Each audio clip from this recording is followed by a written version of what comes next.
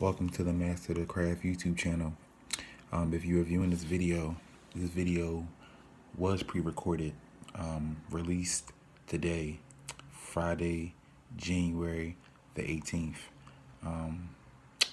Today is Friday, January the 16th, but the release is today. Welcome to the Mask Off series. I entitled this Mask Off because I believe that so many of us, we try to conceal and hide and cover up our personal issues for the sake of ministry, for the sake of looking good in front of people, for the sake of pleasing others.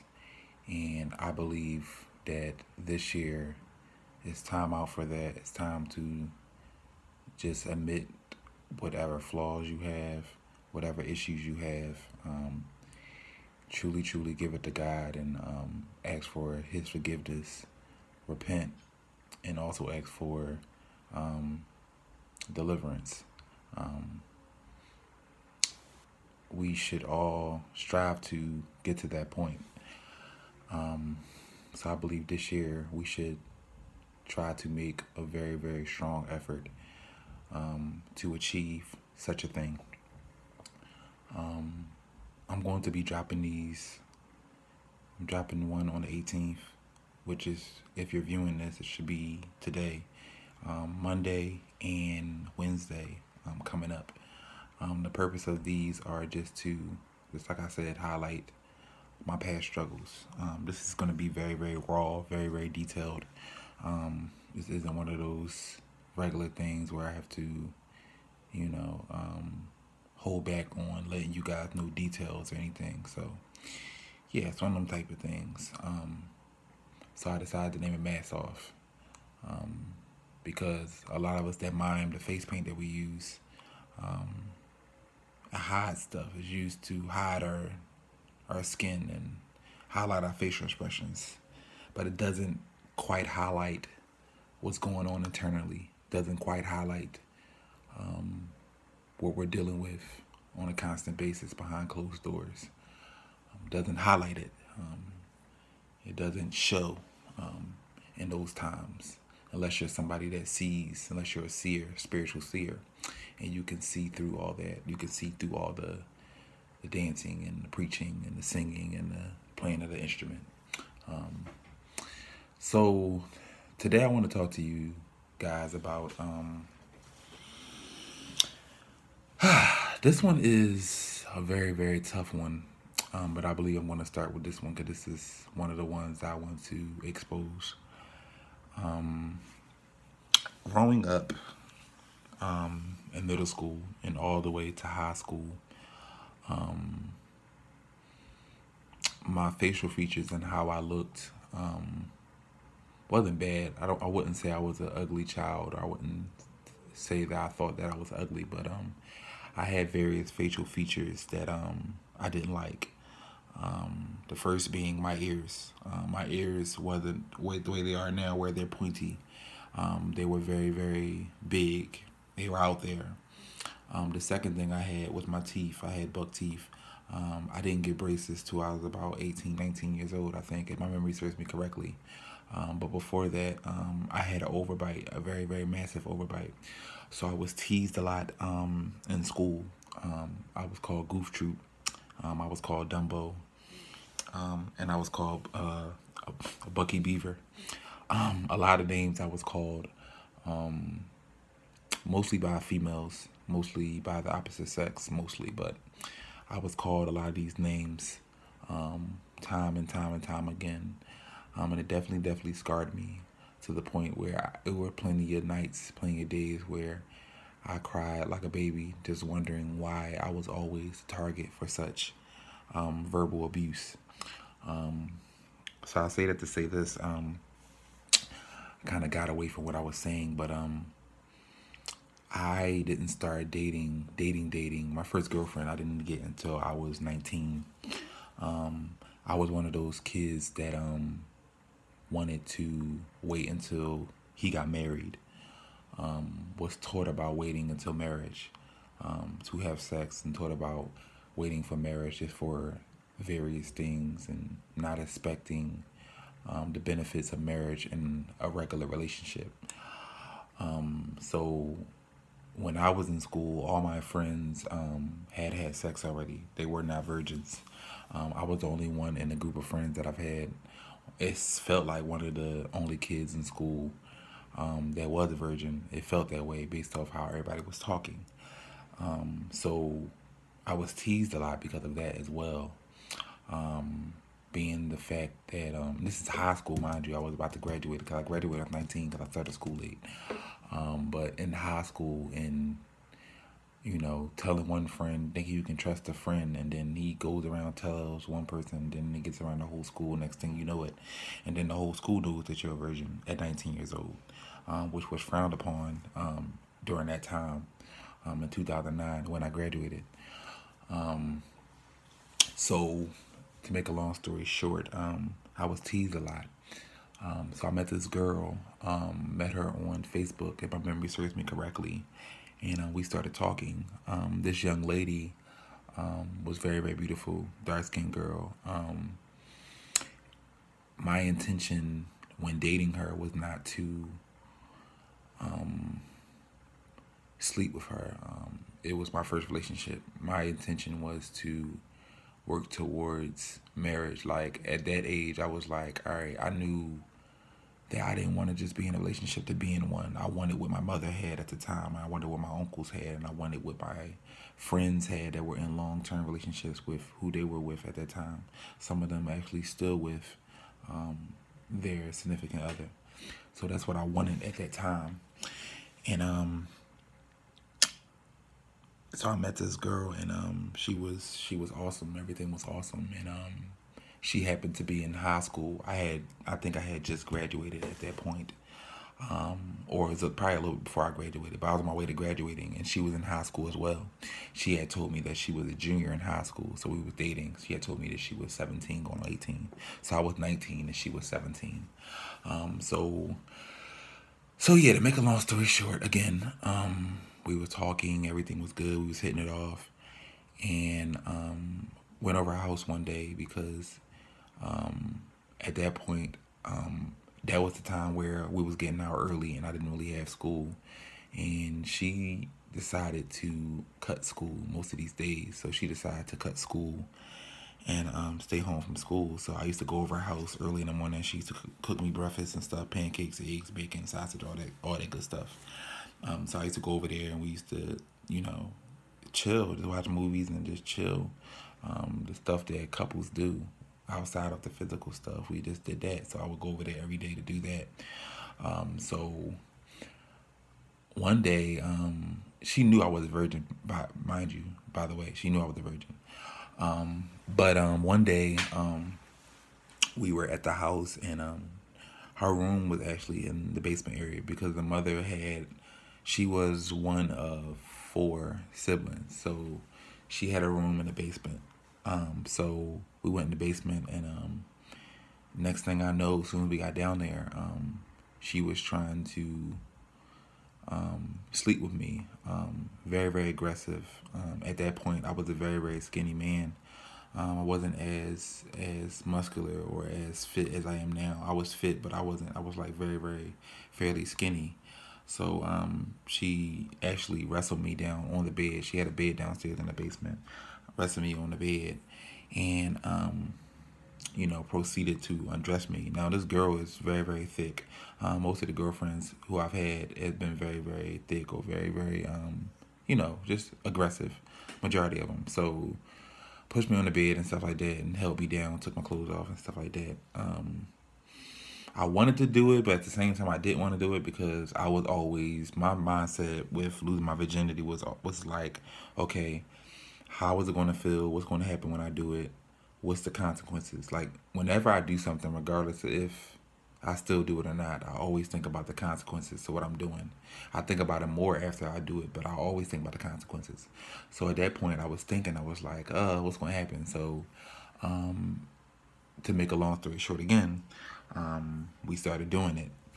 And not that it did feel weird, but I got so scared, I honestly told her to get off.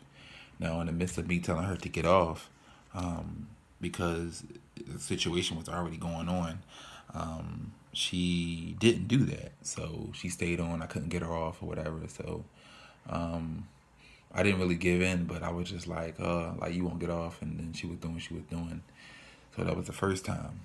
Then after that time, we did it more regularly. Like every time I went over there, we was doing it, and I started getting. It turned into an addiction, basically, because we was having sex every day, Monday through Friday. Not on the weekends because our mom was home on the weekends, but during the week she would skip school or leave school early, and we would do it over and over and over again.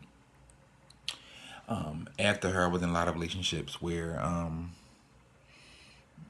sex was just like it was at the forefront. It was less about getting to know each other. It was more about sex.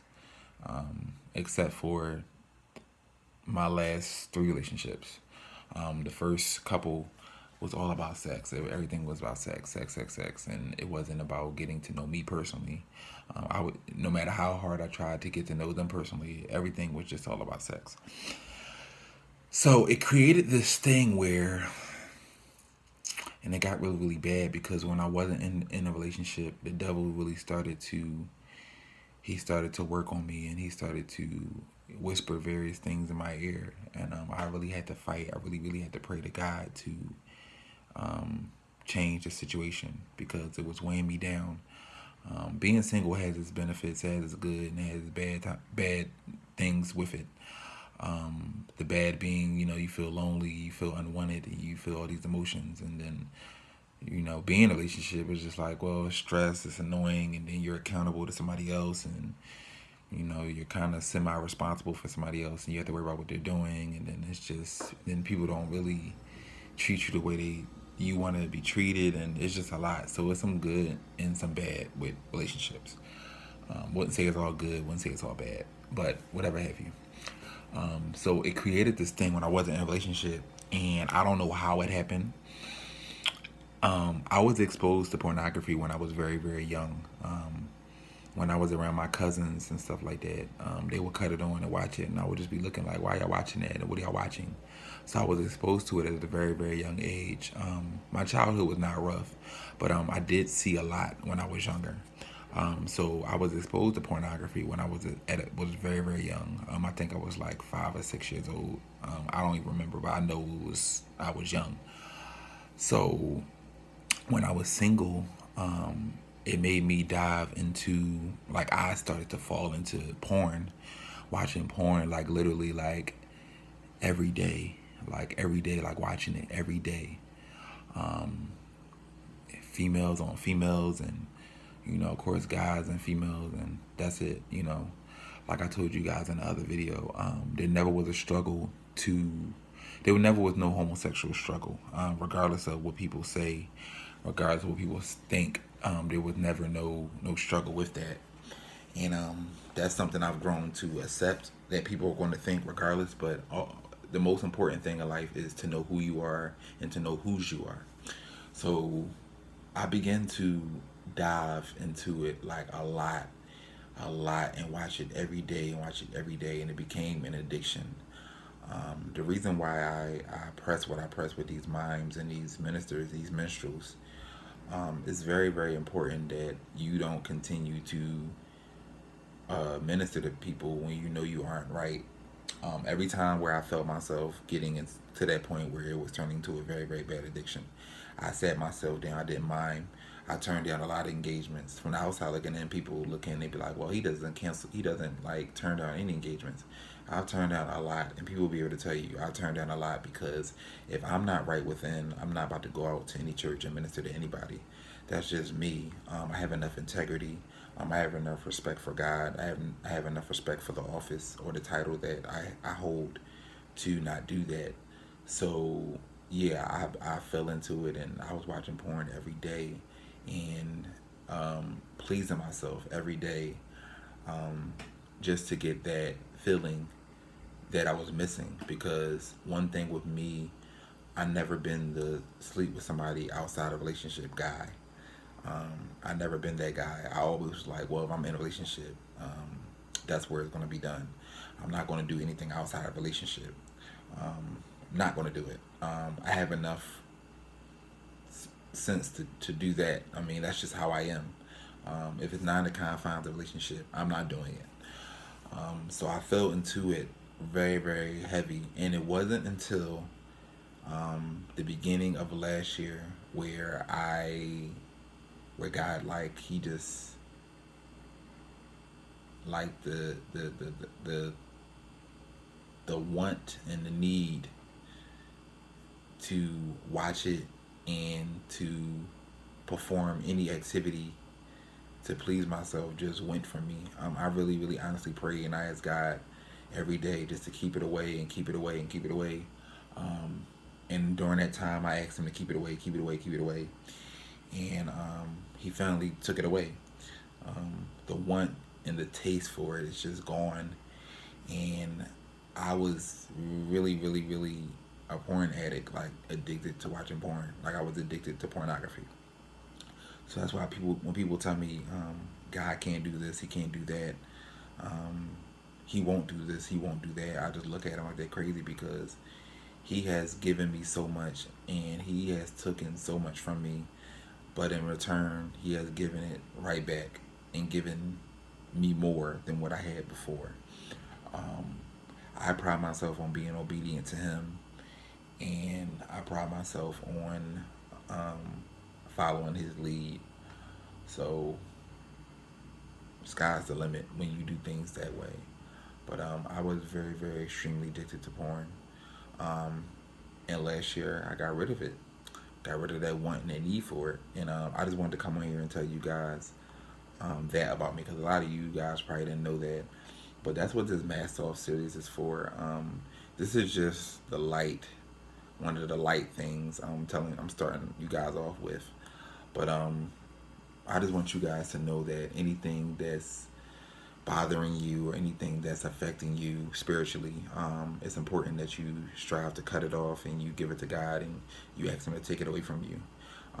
Don't continue to live life in sin. Don't continue to live life trying to be somebody that you're not.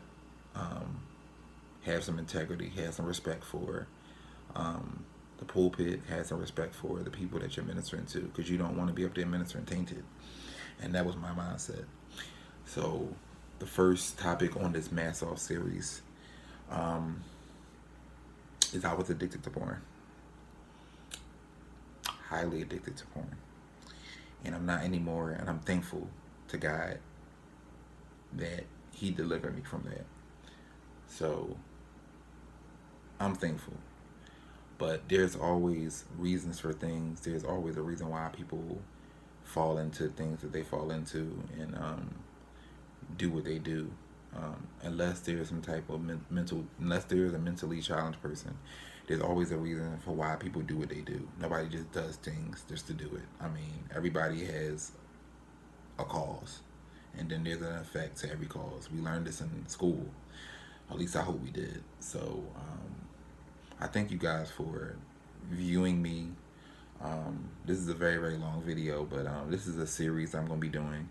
The next one's going to be a little bit more intense, a little bit more, yeah. The porn is just the first thing. So last thing before I leave you guys, I always say I'll expose myself before I let you guys do it. I'm very, very transparent, very, very real, very, very honest about my past and my past struggles. I'm not ashamed of my past struggles. Yes, I was addicted to porn. When you guys continue to watch these videos, you guys will realize more and more about me. But this is for you guys to get to know me more, and this is for you guys to understand that it's okay to admit and own up to what you're dealing with and what you're struggling with. We all have struggles. We all have things that we're dealing with. But it's important that you expose it, you highlight it, and you ask God to get rid of it, and you ask God to heal it, whatever is going on. So I appreciate you guys, and the next episode will be on Monday.